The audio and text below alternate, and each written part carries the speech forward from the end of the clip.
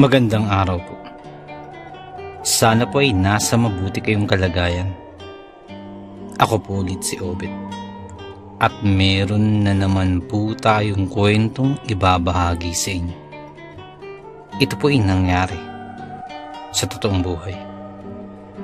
Ang kwentong ito ay nangyari sa lalawigan ng Davao. Ito po ang kwento. Taong 2012. Sa Tagum pa kami nakaninirahan nun. Nagdadalang tao si Mama at kambal ang nasa kanyang sinapupunan. Tuwang-tuwa kami nang mabalitaang magkakaroon kami ng kambal at ang pinakamagandang balita pa ay puro babae. Laking pasalamat din namin dahil sa wakas may babae na kaming kapatid. Puro lalaki kasi kaming tatlo na nauna, kaya't ganun na lamang ang aming tuwa. Iniingatan namin ang pagbubuntis na yun ni Mama. Inaasikaso namin at talagang inaalagaan. Hands-on din si Tatay at hindi na makapaghihintay na masilayan ang dalawang prinsesa. Isang construction worker si Papa sa isang kumpanya at helper naman ang dalawa kong kapatid na lalaki. Isa naman akong estudyante noong mga panahon na yun. Nasa ika-6 na baitang pa lamang ako. Ako at si Mama ang palaging naiiwan sa bahay tuwing Lunes hanggang Sabado. Sa Linggo naman, inilalaan namin ang araw na yun para magsimba ng sabay-sabay at igugol ang buong oras sa isa't isa. Nang pumasok na ang buwan ng Oktubre, 5 buwang buntis na si Mama. Dito na rin ako may napansing kahina-hinala. Hindi lang kay Mama, kung hindi pati na rin sa isang misteryosong babae na sa tansya ko ay nasa 40 anyos na. Palagi ko na siyang nakikitang padaan-daan sa bakuran at panay pangunguha ng maliliit na sanga ng kawayan. Nasa gitna kami ng napakalawak na lupain na pagmamay-ari ng kumpanyang pinagtatrabuhan ni Papa. Kami na rin ang nagsisilbing tagabantay ron. Mga kawayan, tanglad, malunggay, at iba pang gulay ang nakatanim dun. May mga hayop din na ibang trabahante ng kumpanya nang nag-aalaga, katulad ng gansa, itik, kabayo, kambing at baka. Kada hapon ng bawat araw, idinudumog ang lupang kinatatayuan ng bahay namin. Dahil sa sobrang lawak nito, nagmistula na itong plaza para sa mga bata. Isang hapon, habang nag-iigib ako ng tubig sa poso na malapit lang din sa amin, kapansin-pansin ang isang babaeng padaan-daan sa bahay. Naisip ko na baka nag-e-ehersisyo lamang siya. Subalit na sobra yata ang paglalakad niya, kung ganoon man. Medyo naghihinala ako sa babae sa mga oras na yun. Halos matakpan ang kanyang buong muka ng tuwalyang daladala niya. Kaya hindi ko makita kung anong klase ng pagmumuka meron siya. Dire-diretso lang ang kanyang lakad. At kapag matatapat na siya sa bahay, panandali ang susulyap siya. Nagtataka na ako nang gawin niya yun nang paulit-ulit. Kaya binilisan ko na ang ginagawa ko at nagmadaling umuwi. Nasa loob lang naman si Mama. Nakahiga sa upuang gawa sa kahoy na katapat ng pintuan. Nakabukas ang pinto. Kaya kung may titingin sa labas, nakabungad agad ang nakahigang si Mama. Nasa malalim na pagtulog si Mama at hindi ko na siya inabala pa. Lumabas akong muli at sakto rin napadaan ulit yung babae. Dali-dali niyang binawi ang kanyang paningin. Nang pagsulyap niya sa bahay ay nakaharang ako sa pintuan.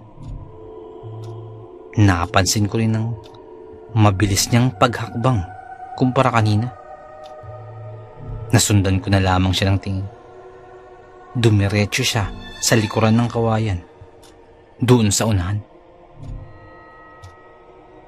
Naghintay pa ako ng ilang minuto, pero hindi na siya lumabas pa. Bumalik na lang din ako sa loob ng bahay at isinarado ko na ang pinto. Kinabukasan, parehong eksena pa rin ang nangyari. Nag-iigib ako ng tubig para may magamit sa paglalaba. Muli na namang dumaan yung babae. Kaparehong kasuotan ng kahapon at panay tingin sa bahay nang matapat sa pinto. Hindi na ako nakatiis. Kung kaya't sinundan ko nang papunta siya sa gawin ng mga kawayan. Pero laking gulat ko nang bigla itong mawala. Ilang segundo lamang akong napayoko habang sumusunod sa kanya dahil napatid ko ang isang bato. Pag-angat ko ng tingin ay wala na siya. Sinilip ko pa sa likuran ng kawayan, subalit walang tao ron, kahit na anino ng sino man. Napakamot na lamang ako sa ulo at saka naglakad pabalik. Nang tanghaling tapat naman, nasa bakuran lang ako nakaupo. Pinagmamasdan ng mga batang naglalaro sa ilalim ng napakatinding sikat ng araw. At hindi sinasadyang makapatingin ako sa may kawayanan. Naaninagan ko ang babae at may dala-dala itong sako at parang may dala pang itak na nakasukpit sa kanyang tagiliran. Ilang sandali pa, binunot niya ang itak at nagsimula ng manguha ng maliliit na sanga ng kawayan. Hindi ko na siya pinaglaanan pa ng oras para pagmasdan. Hindi ko naman siya kilala at hindi pumasok sa isip ang alamin kung sino siya sa mga oras na yun. Pumasok na rin ako sa loob nang tawagin ni Mama. Umulit ng umulit ang pagsadya ng babae sa lugar namin. Palagi ko na siyang nakikita sa kawayanan na nangangahoy. Mula umaga hanggang sa bago dumilim, doon ko siya namamataan. Hindi rin ako nagkaroon ng tsansang makita siya sa malapitan. Bukod kasi sa nakabalot siya ng muka, hindi rin siya haharap sa mga tao. Minsan ko na nga siyang nahuling nagmamadaling lumayo ng akmang lalapitan ng mga batang naglalaro dun. Yung mga tsismosa rin sa gilid, nakabuo na ng haka-hakang baka isang aswang ang babae dahil takot namang malapitan ng tao. Nang dumating ang buwan ng Nobyembre, ika-6 na buwan ng pagbubuntis ni Mama, nangangahoy pa rin malapit sa amin ang babaeng iyon. Sa buwan ding ito, palagi nang inaantok si Mama at kay haba ng oras kung matulog. Nababahala na nga rin ako dahil hindi magigising si Mama kung hindi ko gigisingin. Mas naging doble rin ang pagbabantay ko sa kanya dahil kami lang ni Mama ang palaging naiiwan. At baka kung ano pang mangyari kung hindi ko siya mababantayan ng maigi. Request din ng request si Mama ng mga kung ano-anong pagkain. Nagdududa na ako dahil parang hindi na normal ang paglilihi ni Mama. Sa isang araw, hindi lang isa o dalawa o 3 klase ng pagkain ang hinihiling niya. Kung hindi ko mabilang pa sa daliri. May ipinapaluto rin siya na kung ano-anong sangkap na lamang ang gusto niyang ipalagay. Ipinagbigay alam ko na to kay Papa at sa 2 kong kapatid.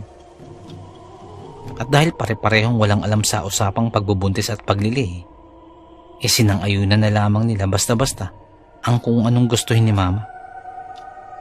Normal lang naman daw yun sa taong nagbubuntis. Pero para sa akin, Parang may mali. 12 ng Nobyembre, taong 2012. Inutusan ako ni Mama na magpunta sa palengke para bilhin ang mga itinala niya sa listahan. Sinunod ko naman at binili ang bawat item na nasa listahan. Pagka-uwi ko, hindi ako makapaniwalang ipapaluto yun ni Mama sa akin lahat. Hindi ko alam kung anong tawag sa putaing ito. Ang mga sangkap keso, mani, salmon, ampalaya. Idagdag pa ang mga pagkain katulad na lamang ng peras, pinya, luya, saka papaya. Hinaluan din ang hilaw na itlog at labanos. Lahat ng yan, ipinahalo sa akin ni Mama sa isang kaserola at ipinasalang sa apoy sa loob ng 30 segundo. Pagkatapos hinaluan niya pa ito ng 2 bote ng serbesa negra. Hindi ko alam kung anong nangyayari. Basta nang maihain ko sa plato ang lahat ng yun, parang gutom na hayop si Mama na dali-dali niyang sinunggaban ng pagkain at inubos sa isang upuan lamang. Matapos yun nahiga rin siya agad. Nakaidlip hanggang sa makatulog na naman. Hinugasan ko na lamang din ang kanyang pinagkainan. At habang sinasabunan ko ang plato sa lababo, aksidenteng napasulyap ako sa labas.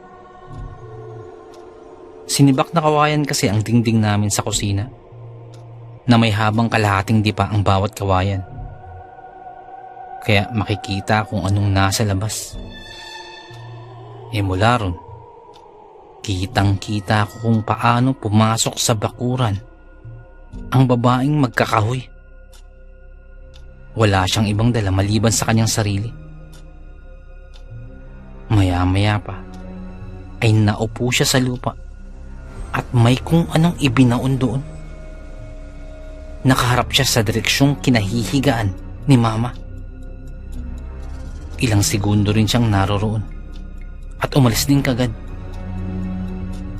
Hindi ako nakakilos kagad dahil nagtataka pa ako sa kilos ng babaeng yun. Nang matauhan, lumabas ako at nilapitan ko ang binungkalan niya. Tinignan ko lamang yun at hindi naisipang suriin kung ano yung ibinaon ng babaeng yun. Nang luminga rin ako sa paligid, hindi na siya naabutan pa ng paningin ko. Lumipas ang ilang oras at nagsiuwian na sina Papa at mga kapatid ko. Kagaya ng nakakasanayan ko, sabay kaming 4 na naghapunan, maliban kay Mama na nasa mahimbing pa rin na pagkakatulog. Pagkatapos namin kumain, nagkanya-kanya na rin kami sa pagtulog. Naalimpuhangatan lang ako dahil nakarinig ako ng kaluskos mula sa labas. Napilitan akong bumangon dahil ang kaluskos ay napalitan ng mahihinang bulong. Bulong na sakto lang na makarating sa tenga, pero hindi maiintindihan ang mga salitang sinasaad. Nagdadalawang isip pa ako kung lalabas pa ako, pero may nag-uudyok sa akin na sundan ko para malaman ko kung saan nagmumula ang bulong na yun. Pasado 12:00 na at napakadilim na sa labas. Maingat akong humakbang at nagpasyang sa kusina na lamang tutungo dahil pwede rin naman akong sumilip dun. Itinapat ko agad ang aking 2 mata sa pagitan ng 2 sinibak na kawayan na dingding. At bungad na bungad ang isang bulto ng taong nakaupo sa kung saan may ibinaon ng babae na nakita ko wala pang 1 araw ang nakalipas. May kung anong pinagkakaabala ng 2 niyang kamay. Hindi ko lang makita ng malinaw dahil sa madilim na sa labas. Naririnig ko pa rin ang mga bulong. Pakumpas-kumpas din ang kamay ng taong yun. At hindi nagtagal, tumayo ito. At may kung ano na namang isinaboy sa bahay. Pagkatapos, bigla na lamang itong nawala sa aking paningin. Kinakabahan man, bumalik na lamang ako sa pagtulog. Kinabukasan, maagang nagising kaming lahat dahil araw ng linggo. At kailangan naming magsimba dahil yun ang schedule namin sa mismong araw. Nakabihis na ang lahat, maliban lamang kay Mama na nasa higaan pa rin. Nang pumatak ang 6:30 ng umaga, ginising na ni Papa si Mama dahil 7:00 ang dadaluhan naming misa. Nasa bukanan na kami ng bahay, kaming tatlo ni na Kuya, nang bigla na lamang nagsisisigaw si Papa. Nagmamadali kaming pumasok. Pagkatingin namin, inaabutan namin si Papa na humihikbi na. Nang mapasulyap naman ako kay Mama, hindi ko na rin napigilan ng sariling mapaluha. Maputla na si Mama. At sa banda ng kanyang ari naman, bumabaha ang dugo. Nang hawakan ko ang kamay ni Mama, matigas pa ito sa konkretong bagay. Kapwa kami natigilan at nagulantang sa nangyari. Dahil ganadong-ganado pa si Mama nung nakaraang araw. Tapos ngayon ito nang nangyari. Nagmamadali naman akong lumabas nang sumagi sa isipan ko ang babaeng magkakahoy at ang mga kahina-hinalang ikinilos niya ito nung nakaraan. Kaagad kong tiningnan ang likuran ng bawat kawayan kung saan siya palaging nangunguha ng sanga nito.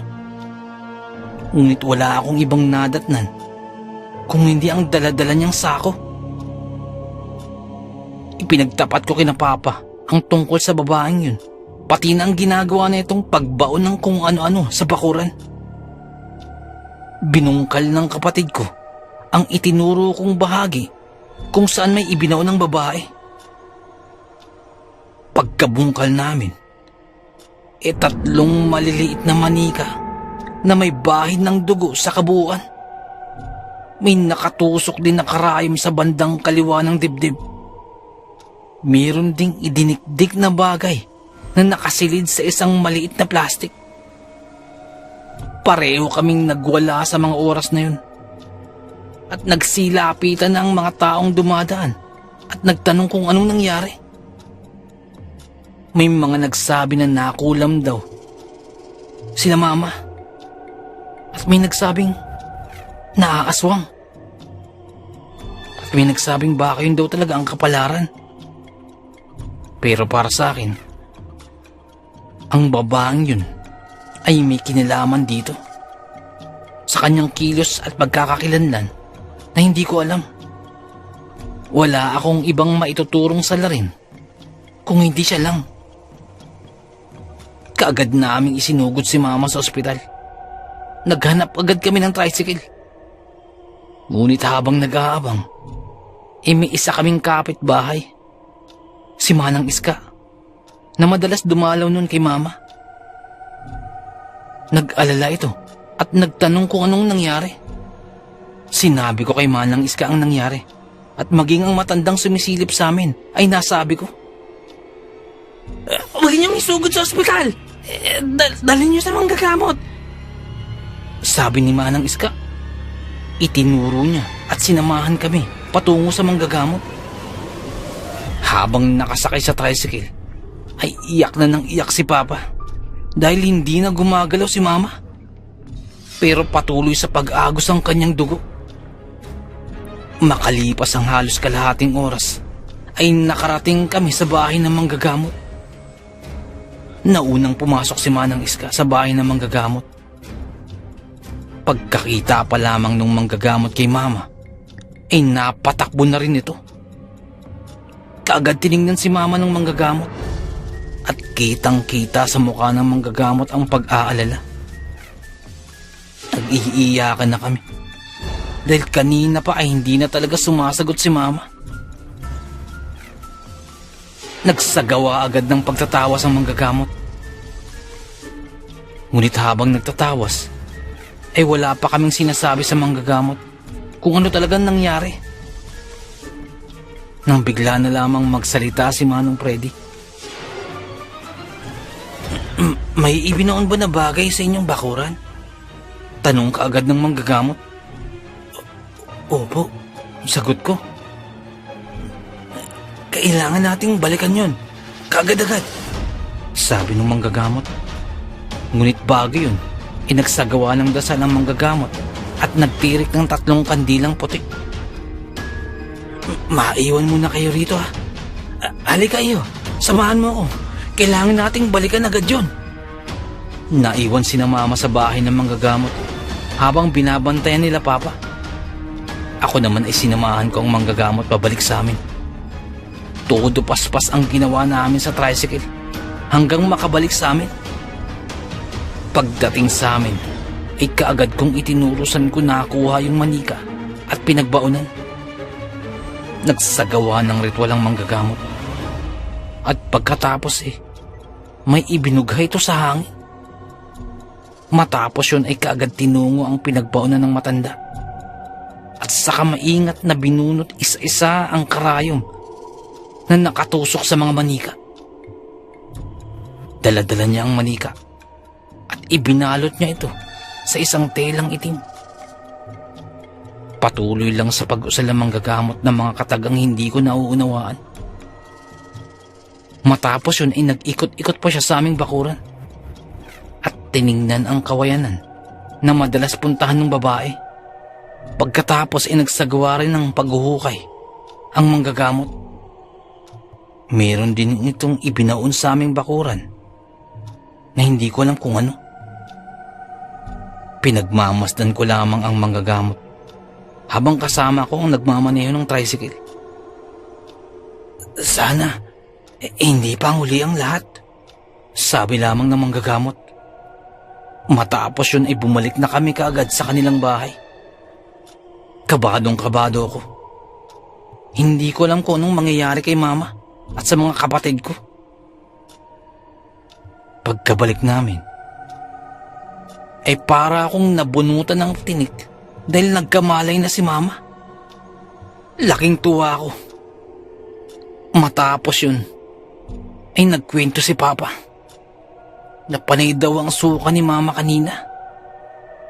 Sumusuka ito panay ng mga kahoy na nagmula sa kawayan. Parang sanga at dahon na isinusuka niya ito. Matapos yun, ay may ipinainom pa si Manong Freddy kay Mama. Ang matandang yun daw ay isang uri ng aswang na may kakayahang mangulam. Puti na lamang daw at naagapan pa si Mama dahil kung sa ospital daw naisugod ay maaaring hindi na ito umabot pa. Laking pasalamat namin kay Manang Iska, lalong-lalo na kay Manong Freddy. Makalipas ang ilang araw ay nanumbalik din ang lakas ni Mama. Inaabangan namin sa araw-araw ang nasabing babae. Subalit hindi na siya nagawi pa sa lugar namin. Nakipagtulungan na rin kami sa barangay. Ngunit hanggang ngayon, wala pa ring balita sa babae. Ginawa namin yun hanggang sa tuluyan ng makapanganak si Mama sa aking mga kapatid. Mabuti na lamang at naroroon si Manong Freddy upang tulungan kami laban sa aswang mula sa kakahuyan. Napakahiwaga ng ating mundong ginagalawan. Napakaraming bagay ang mahirap ipaliwanag, pero nagaganap. Hanggang dito na lamang po. Salamat po sa pakikinig. Magandang araw po.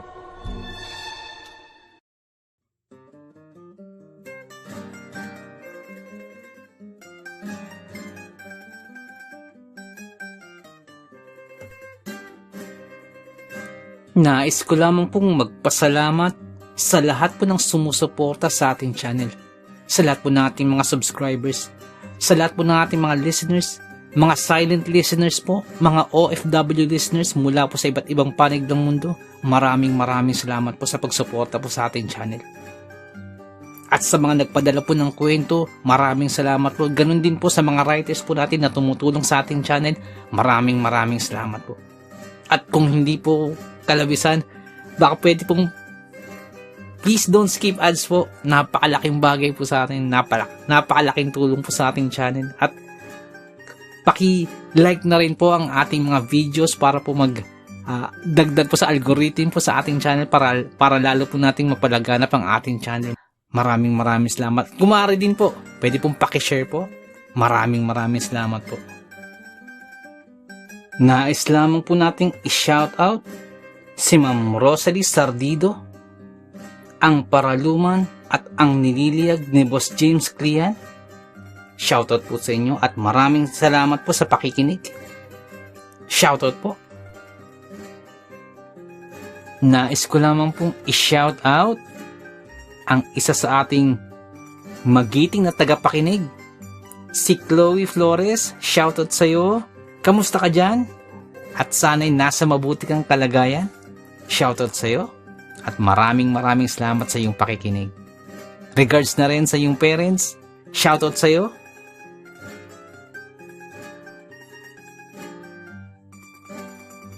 Nais ko lamang pong i-shoutout si Ma'am Joy Iglea. Ma'am, shoutout po. Maraming salamat po sa muling pagbisita sa ating channel. Salamat po sa pakikinig. Shoutout din po kay Boss Good Vibes PH from Taiwan. Boss, shoutout po sa inyo. Ingat po kayo dyan palagi sa Taiwan. At maraming salamat po sa pakikinig. Shoutout. Nais ko lamang pong i-shoutout si Boss Leonsky Gibe, dyan po sa may Barangay Bula, Tiaong, Quezon. Shoutout po sa iyo, boss. Maraming salamat po sa pakikinig. Nais kong i-shoutout si Boss Beshin 6045. Boss, shoutout po. Maraming salamat sa pakikinig. Shoutout din po kay Boss Marlon Paro. Maraming salamat po. Shoutout din po sa ating tahimik na tagapakinig mula sa Darasa, Tanawan City, Batangas. Pa-shoutout din po kina Elijah Bryce, Boss Alia, Briel, at Olivia Norin, Eliza Dankalan. At shoutout din po sa wife po ni Boss Benji na si Ma'am Maylin Dankalan. Shoutout po sa inyo. Ang shoutout pong ito ay mula po kay Boss Benji. Shoutout po. Shoutout din po kay Boss Edwin Villena, dyan po sa may Alabang, Muntinlupa City. Shoutout po. Shoutout din po kay Boss Deding Meral. Shoutout po sa inyo. Shoutout din po sa mga taga-barangay Banban, Pekino, Kalinog, Iloilo. Shoutout din po kay Jepoy, kay Jessa, at kay Fritz. Ang shoutout po ito ay mula po kay Ma'am Annabeth Apruebo. Shoutout po sa inyo. Shoutout din po kay Boss Bulag na Anghel. Boss, shoutout po. Maraming salamat po. Nais ko lamang pong i-shoutout si Boss Ruel Verano, dyan po sa may Cebu. Shoutout po sa inyo, boss. Shoutout din po kay Lola Cording ng Suha, San Teodoro, Oriental, Mindoro. Shoutout po sa inyo dyan. Ang shoutout pong ito ay mula po kay Boss Andy Galoso. Shoutout po. Nais ko lamang pong i-shoutout si Boss Sol Luna. Boss, shoutout po. Maraming salamat po sa pag-share po sa ating kwento. Salamat po, boss. At shoutout din po kay Boss Dipred. Boss, maraming salamat po. At kung may time po kayo, bisita lang po sa channel po ni Boss Dipred. Dipred Mystery Files. Magaganda po ang kwento ni Boss Dipred. May time po kayo, bisita lang po sa channel po niya. Shoutout po sa inyo. Nais ko lamang pong i-shoutout ang mga taga Vesta Grande, Barangay Santa Cruz, Antipolo City, at sa Marcos family. Shoutout po from Boss Fernando Marcos. Shoutout po sa inyo. Maraming salamat po. Shoutout din po kay Boss Jason Moslares. Shoutout po sa iyo, boss. Nais ko lamang pong i-shoutout si Ma'am Dalisay Concepcion. Shoutout po sa inyo, ma'am. Nais ko lamang pong i-shout out si Boss Jimmy Kua. Shoutout po sa inyo. Maraming salamat po sa pakikinig. At shoutout din po sa may Samahang Maralita, sa mga tagapakinig po dyan. Maraming salamat po. Nais ko lamang pong i-shout out ang My Kokoro team. Shoutout po sa inyo. Shoutout po kay Boss Jeric, kay Boss Lawrence, kay Boss JV, kay Boss Javier, kay Ma'am Angie. Shoutout po sa inyo. Salamat po sa pagtulong. Maraming salamat po. Shoutout din po kay Kuya Gio ng Muntinlupa. Shoutout po.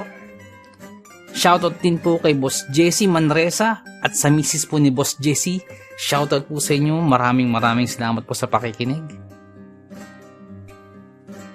Nais ko lamang pong i-shoutout si Boss Malvin Esguera at si Boss Ronaldo Esguera. Shoutout po sa inyo. Shoutout din po sa Manhattan Hamburger and Restaurant, dyan po sa may Bucandalia, Imus, Cavite. Shoutout po sa inyo. Maraming salamat po sa pakikinig. Shoutout din po kay Marlon Perez, Kitito Boy. Salamat po sa pakikinig. Shoutout po sa inyo dyan. Shoutout din po kay Ma'am Elizabeth Arnaiz. Shoutout po sa inyo, ma'am. Nais ko lamang pong i-shoutout si Boss Marlon Paro. Boss, shoutout po. Shoutout din po kay Boss Malvin Esguera. Boss, shoutout po sa inyo. Nais ko lamang pong i-shoutout si Boss Bulag na Anghel. Boss, shoutout po sa iyo. Salamat po sa pakikinig. Shoutout din po kay Boss Benji Cayetano. Boss, shoutout po. Shoutout din po kay Ma'am Annie Viloria. Shoutout po sa inyo. Kay Ma'am Annabel Apruebo. Shoutout po. Kay Boss Baby Langka. Shoutout po sa inyo. Shoutout din po kay Ariando Tamor, kay Boss Christian Ed, at kay Boss Ferdinand Tamor, dyan po sa may Las Piñas. Shoutout po sa inyo. Ang shoutout po ito ay mula po kay Boss Chris. Shoutout po. Shoutout din po sa Marcos family, dyan po sa may Antipolo. Shoutout po sa inyo. Ang shoutout po ito ay mula po kay Boss Fernando. Shoutout po sa inyo. Shoutout din po kay Ma'am Annie Viloria, kay Boss Baby Langka. Shoutout po sa inyo. At kay Ma'am Annabel Apruebo. Shoutout po sa inyo dyan. Shoutout din po sa King Solomon Game Farm, dyan po sa may Tawid, Maasin City, Southern Leyte. Shoutout po sa inyo. Shoutout din po kay Ma'am Rosie de Mesa. Ma'am, shoutout po. Letran, Boss, shoutout po sa inyo dyan. Sef Letran, dyan po sa may Qatar. Shoutout po. Maraming salamat po sa pakikinig. Shoutout din po kay Boss Leonsky Gibe. Shoutout din po kay Ma'am Annabel Apruebo. Shoutout po kay Ma'am Annie Viloria. Shoutout din po. Shoutout din po kay Boss Anthony Fidelis dyan po sa may Doha, Qatar. Shoutout po. Shoutout din po kay Boss Joel Christian Cataluna. Shoutout po. Kay Boss John Moises Bongkawil. Shoutout po sa inyo, boss. Shoutout din po sa King Solomon Game Farm dyan po sa may Tawid, Maasin City, Southern Leyte. Shoutout po. Shoutout din po kay Ma'am Feli Raimundo Rivera. Shoutout po. Shoutout din po kay Boss Real Mix Vlogs. May time po kayo, bisita na po sa channel po ni Boss Real Mix Vlogs. Shoutout po sa iyo, boss. Shoutout din po kay Ma'am Julie Ruel, kay Ma'am Raquel Punsalang, Ma'am Melania Ruel. Shoutout po sa inyo, sa family niyo po. Shoutout po. Tapos Loreto Ihaan Jr. Shoutout po. Sir Ron Pilapi dyan po sa Kentucky. Shoutout sa iyo. Tapos Liay Estoque. Shoutout. Tapos Edison Velasco. Shoutout. Boss Rodney TV. May time po kayo, bisita na po channel po ni Boss Rodney TV. Vlogs niya po sa mountain bike. Shoutout din po kay Boss Red Rosal. Nag-livestream po si Boss Red every Wednesdays, Fridays, and Sundays. May time po kayo, bisita na po sa channel niya. Boss Lady B 73 dyan po sa Texas. Shoutout po. Boss Ed Uy. Shoutout po. Boss Dimples Yumi. Boss, shoutout sa iyo, boss. Ma'am Liza Arcega. Shoutout po. Ma'am Ivy Standian. Shoutout po. Boss Rochelle Abiliar. May time po kayo, bisita na po sa channel po. Rochelle Abiliar po. Ma'am Melanie Passion. Shoutout. Ma'am Milagrosa Look. Shoutout. Boss Nonoyski. Shoutout sa iyo, boss. At yung BFF pala ni Ma'am Jane, si Boss Hershey, shoutout sa'yo. Boss Mad, shoutout po. Boss Lord Olivar, shoutout po. Boss Rexy Ann, shoutout po. Boss Jesse Joshua Castillo, shoutout po. Ma'am Maya Flores, shoutout po. Boss Queenie, shoutout po. Boss Alberto Liano, shoutout po. Ma'am Michelle Cedron, shoutout po. Ma'am Susan De Los Santos, shoutout po. Boss Ron Ron, and Ma'am Lenny Fish, shoutout po sa inyo. Sir Reynaldo Silong, shoutout po. Ma'am Charlene Gumansing, shoutout po. Boss Psychic Scorpio, shoutout po. Ma'am Marianita F.L. shoutout po. Boss James Channel, may time po kayo, bisita na po channel po ni Boss James. Ma'am Maribel Salcedo, shoutout po. Boss Vinci Maya, boss, shoutout po. Boss Leonardo Manalo, shoutout po. Boss Yumi Cotton TV, shoutout sa boss. May time po kayo, bisita na po sa channel, Yumi Cotton TV. Boss Yoreski Escalona, shoutout sa boss. Boss Jopay Bertuto, boss, shoutout sa iyo. Ate Peng, shoutout po. Ma'am Elaine Almera, shoutout po. Boss Supremo Proxky, dyan po sa Cavite, shoutout sa iyo, boss. Ma'am Bless na Baka, shoutout po. Ma'am Christian, dyan po sa Hamburg, shoutout po. Kaya, Sir Alex of Southern Mindanao Creepy Experience, shoutout sa iyo, sir. Boss Jimmy Pandong, shoutout po. Kay Tata Estong Nestor Bauyon, dyan po sa London, shoutout po. Ma'am Mary Asilar, shoutout po, dyan dito po sa UK. Boss Edward Malilin, boss, shoutout po. Boss Raymond Glover, shoutout sa iyo, boss. Ma'am Eliza Miguel, shoutout po. Shoutout po kay Boss Ricky Gonzalez, kay Boss Bobby, kay Ma'am Milagros Gonzalez, kay Sir Romeo, shoutout po sa inyo. Boss Sai 1986 Vlog, may time po kayo bisita ng channel, Sai 1986 Vlog. Boss Young's Life, shoutout. Boss Russell Ferreira, shoutout. Boss M. Snack, shoutout. Miss Jabel, shoutout po. Boss Choji D, shoutout. Ma'am Liza Arcega, shoutout po. Ma'am Selena Rawato, shoutout po. Boss Francis Maula, shoutout po. Boss Stacy Vlog, dyan po sa Spain, shoutout po. Boss Mary Tales, may time po kayo bisita ng channel po ni Boss Mary Tales. Ma'am Mirna Buo, shoutout po. Boss Kamandag Pigeon TV, mahilig po kayo sa kalapati, bisita po sa channel po ni Boss Kamandag Pigeon TV. Ganun po kay Boss Titan Love TV. Boss Diggy and George, mahilig po kayo sa bedtime stories, bisita lang po sa channel po nila. Boss Horseshoe TV, mga vlogs po nila sa Japan, bisita lang po sa channel. Boss J Palo, shoutout. Boss Pedro Tampo, shoutout po. Ma'am Maria Lizel Barro, shoutout.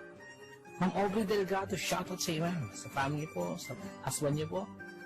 Boss Camilo Aroy, boss, shoutout sa iyo dyan, sa mga taga Southern Leyte. Kay Boss Jesse ang Manuel at Horror Stories, may time po kayo bisita lang po sa channel niya. Boss Nico, shoutout sa iyo, boss. Boss Ron Misa, shoutout po. Ma'am Erika Tijano, shoutout po. Boss Angie Tatifuco, shoutout po. Ma'am Ana Sato, shoutout po. Ma'am Eli Cono, shoutout po. Boss Freya Sword, shoutout sa iyo, boss. Boss Resi Madrid, shoutout po.